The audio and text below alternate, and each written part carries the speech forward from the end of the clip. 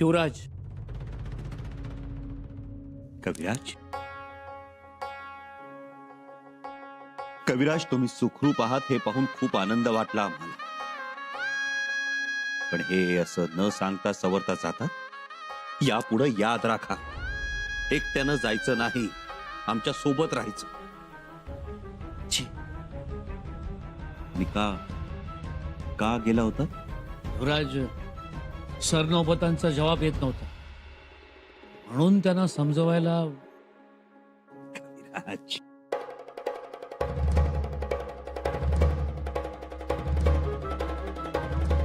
यापुढे जीव धोक्यात घालायचा नाही.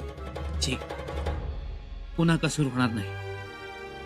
परंतु युवराज, या ज्या काही घटना घडल्या त्या पाहिल्यावरती मनात एक शंका येते. शंका? जी, शंका. झालेल्या घटनांवरनं पन्हाळगडावरच्या व्यक्तीचा या कटात सहभाग असावा, त्याशिवाय हे घडणं अशक्यच आहे. पन्हाळ्यावरच्या व्यक्तीचा सहभाग? जनार्दन पंत? पण कविराज, जनार्दन पंतांना आपण आधीच अटक केली होती. त्यांचा चेहरा तेव्हाच समोर आला होता. अजून एक जनार्दन पंत आहेत गडावर. अजून एक जनार्दन पंत? जी. कविराज, युवराज, बडा जनार्दन पंत. आणि हे जनार्दन पंत पगडी नाही, फेटा बांधतात. फेटा बांधणारे जनार्दन पंत? जी, आपल्या जवळचे आहेत, विश्वासातले आहेत, मोठ्या हुद्द्यावरचे आहेत. कविराज, कुणाकडे बोट दाखवता आहात? ज्योत्याजी? रायप्पा? कविराज, हेच तर आमच्या जवळचे, आमच्या विश्वासातले आहे. माफी असावी, पण आम्ही बोलणं म्हणजे छोटा मुंह बडी बात होईल. बोला. आपल्याला ऐकायला आवडणार नाही, पण तरीही सांगतो, क्षमा असावी. त्या व्यक्तीचं नाव आहे हिरोजी फर्जन.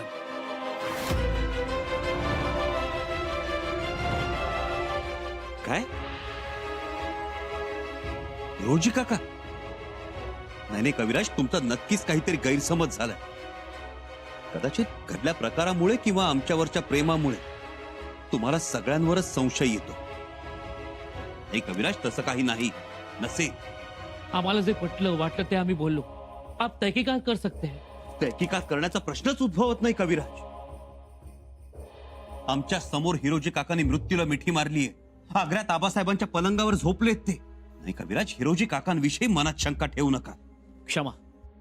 कविराज, आम्ही तुम्हाला जवळचे मानतो, आमचे मित्र समजतो. तुम्ही सुद्धा जबाबदारीनं नाव घेत चला.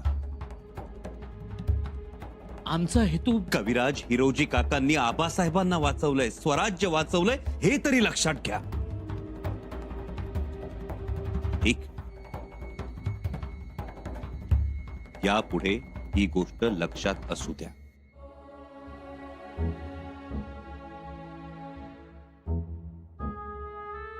जी युवराज.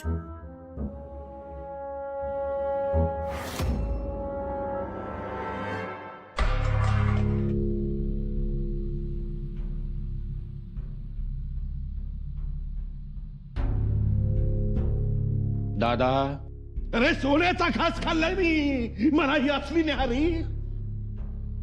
दादा शांत व्हा. शांत व्हा कसं म्हणताय? देवा, स्वराज्याचे सुरनीस आहेत ते. या सगळ्या गोष्टीचा एक ना दिवस हिशोब द्यावा लागेल.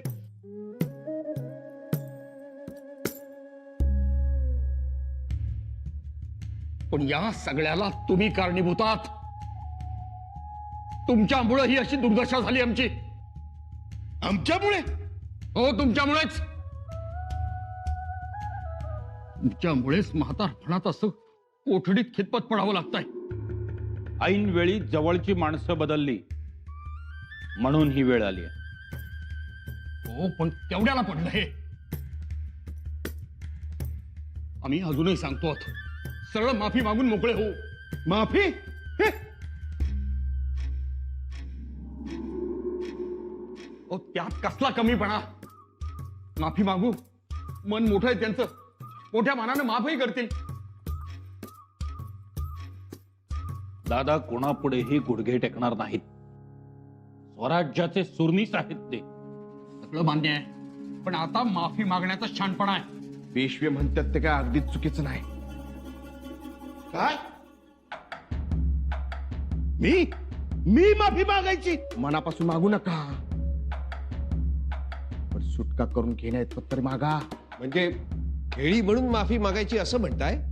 वय माफी करतील, मला भरोसा आहे. पण मला नाही, आणि हिरोजी तुमच्यावरही नाही. बाजू पलटताना दिसली आणि लगेच तुम्ही दादाच्या मानेवर तलवार ठेवली. काय करायचं तुमच्यावर भरोसा? मुद्दामच तसं केलं, नाहीतर समधीच आतमध्ये बसलो असतो. मी आता बाहेर राहून तुम्हाला मदत करू शकतो, ऐकलं का? तुम्ही काय मदत करणार? तुम्ही तर म्हणता माफी मागा म्हणून. वय माफीच मागायला सांगतो या. मी माफी मागू? और राज आज्ञा पाळली आहे, काही चोरी नाही केली. गुन्हेगार तर शंभूराजे आहेत. जाऊ द्या ना आता, मान शाबूत राहिली तर पुढच्या सगळ्या गोष्टी. तुम्हाला काय वाटलं तुमची मान शाबूत आहे? म्हणजे लक्षात ठेवा, आम्ही जात्यात आहोत तर तुम्ही सुपात आहात. प्रसंग पडला तर मी तोंड उघडेन आणि तुमच्या सगळ्या गोष्टीही सविस्तर सांगेन. समजलं? म्यारत बदली करतो, असा विचार करू नका. लवकर, लवकरात लवकर.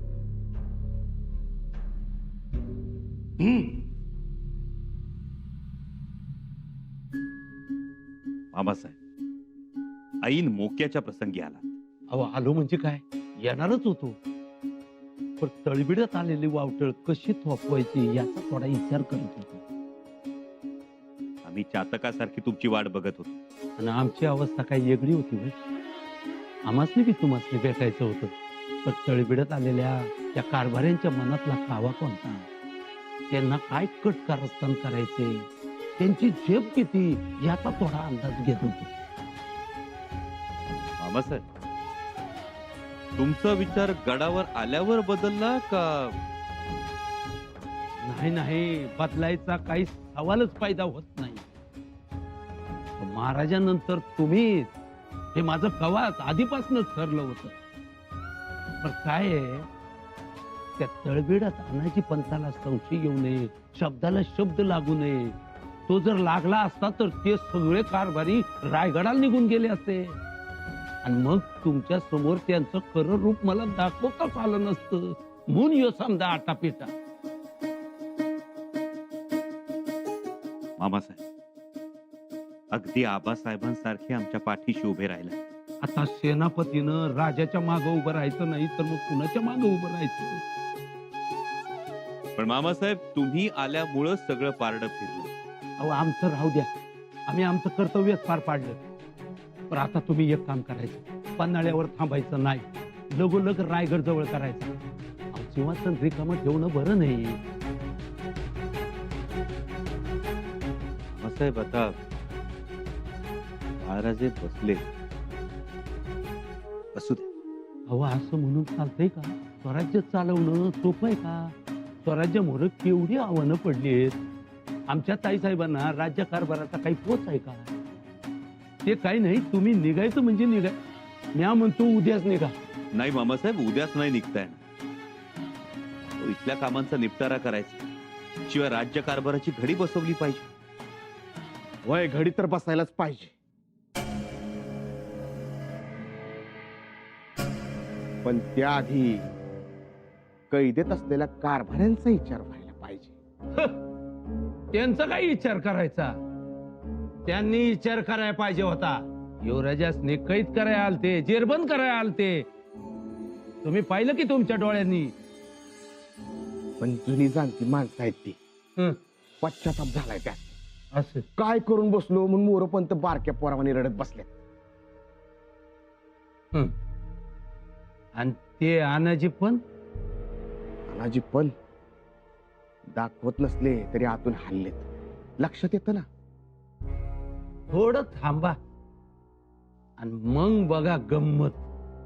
मी काय म्हणतो, केल्याचा पश्चाताप झालाय, शिवाय स्वराज्यासाठी खस्तावी खाल्ल्या, योगदान मोठं आहे. मोठं योगदान? मग मामासाहेबांचं योगदान मोठं नाही की तुमचं? सांगा ना हिरोजी काका. अहो तुम्ही तर आग्र्यात मृत्यूच्या शय्येवर झोपला होतात, जीवाची पर्वा केली नाहीत, विचार केला तो फक्त स्वराज्याचा.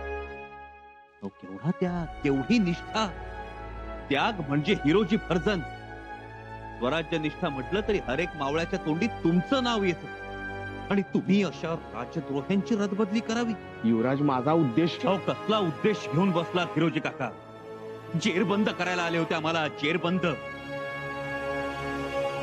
तुमचे जन्मदाते स्वराज्याचे सार्वभौम छत्रपती जाऊन 1 महिना होत नाही आणि आमचेच कारभारी आम्हाला जेरबंद करायला येतात.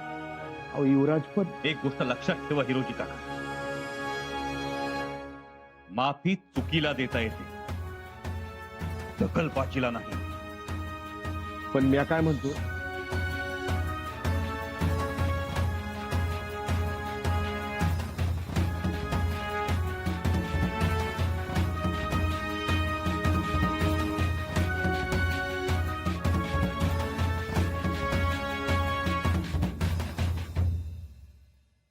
जरा सबुरीने घ्यायला पाहिजे युवराजांनी. काय सबुरीने घ्यायला पाहिजे? काय सोन्यानं मडवाय पाहिजे वय त्यासनी? त्यांच्या आहे का ती पत्रास? अहो पण वादेसाठी म्हस कापणारी माणसं ही, यांची रदबदली करू नका. उलट पक्षी यांना टकमक टोकावरून ढकलून द्या, नाहीतर हत्तीच्या पायाखाली घाला, आणि जे जे म्हणून त्यांच्या कटात सामील असतील त्या समध्यांना हीच शिक्षा करायला पाहिजे. काय? तर त्याशिवाय ही कीड मरते वय, ती हटायची नाही, मुळालाच हात घातला पाहिजे. तुम्हासनी काय वाटतं, आसूड पडला का बघा कशी अंडी पिल्ली बाहेर पडत्या. अहो ती आनाजी पंतच गाडा गाडा बोलायला लागतंय, सुंदर तर नावानिशी बाहेर पडणार. हो ना. हा, पण तुम्ही मात्र लांब राहा बरं का. तुम्ही त्यांची रदबदली करू नका. तुमच्याबद्दल लोकांच्यात आदर आहे, जिव्हाळा आहे. हा? तुम्ही तटस्थ राहा. बर, येतो जरा फौजेकडे चक्कर टाकून येतो. हा? तानाजी पंतांनी माझं नाव घेतलं तर शंभूराज असते काय वाटेल.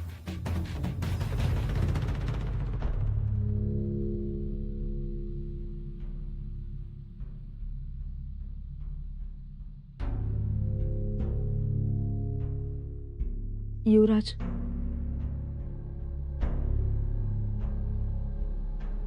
आम्हाला एक गोष्ट बोलायची होती. बोला.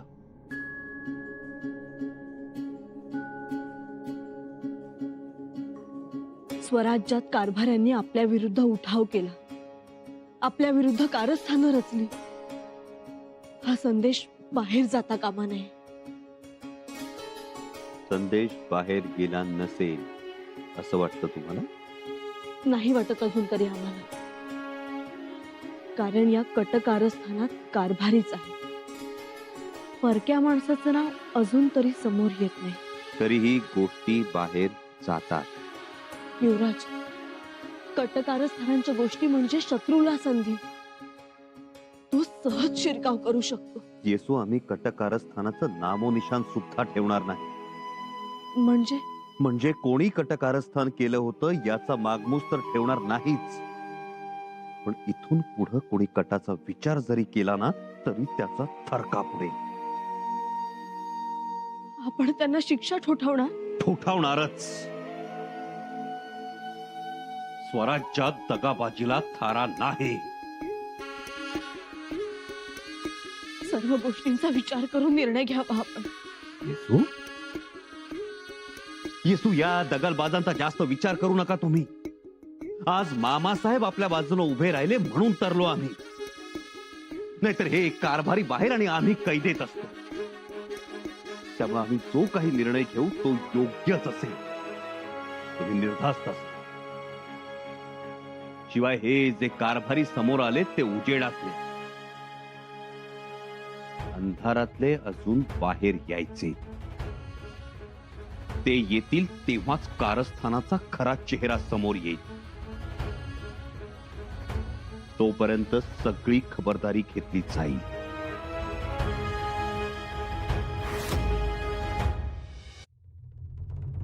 शंभूराजांचा माझ्यावर पराकोटीचा विश्वास. आणि विश्वास असल्यावर जेव्हा विश्वासघात केला जातो ती भयंकर बाब. जे घडू नये ते घडलं. रे युवराजांनी आम्हाला विचारलं, हिरोजी काका तुम्ही असं का वागला सा, तर काय जबाब देणार आहे म्या? नजर वर करू शकतो का म्या त्यांच्या समोर? आत्ता पतूर जे केले त्या समद्यांची धुळदाण होणार.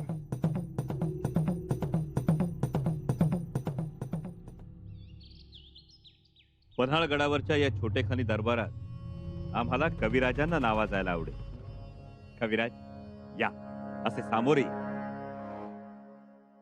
गुणाहा पूजा स्थानम गुणीषु नचलिंग नचवयः नचवयः.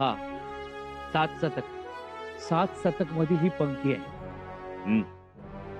अर्थ गुणीजन हे नेहमीच पूजनीय स्थान प्राप्त करतात. मग ती स्त्री असेल, पुरुष असेल, लहान असेल, थोर असेल, त्यास बंधन नसते. कविराज, तुम्ही आमच्यासाठी जीव धोक्यात घातला.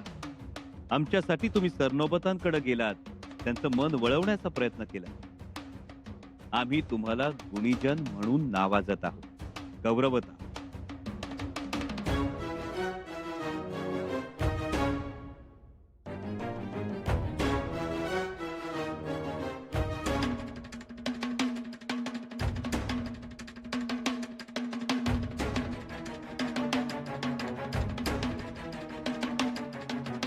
युवराज, हमारे भाग खुल गए.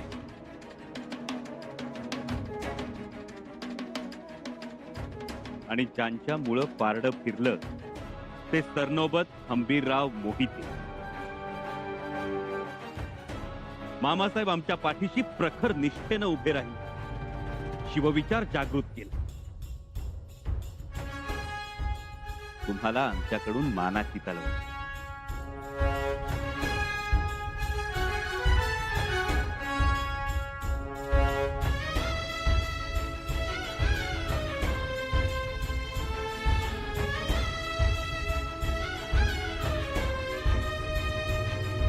आणि सरनोबत पदाचं कड सुद्धा यापुढेही तुमच्याच हातात शोभून दिसेल.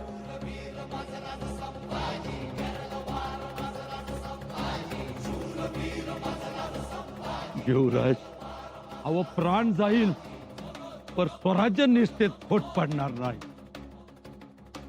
मोहित्यांच्या रक्तात शिवनिष्ठाच वाती बिनघोर रा. छावा हात गर्जनेला तुटवडा पडला नाही पाहिजे. तसंच होईल मामासाहेब. फक्त तुमचे आशीर्वाद कायम आमच्या पाठीशी असू द्या. भक्कम आशीर्वाद आहेत. सगळ्यांना असं वाटतं की आम्ही आबासाहेबांच्या बरोबरच्या माणसांना नाकारून पुढे जाणार आहोत, पण तसं नाही, मुळीच नाही.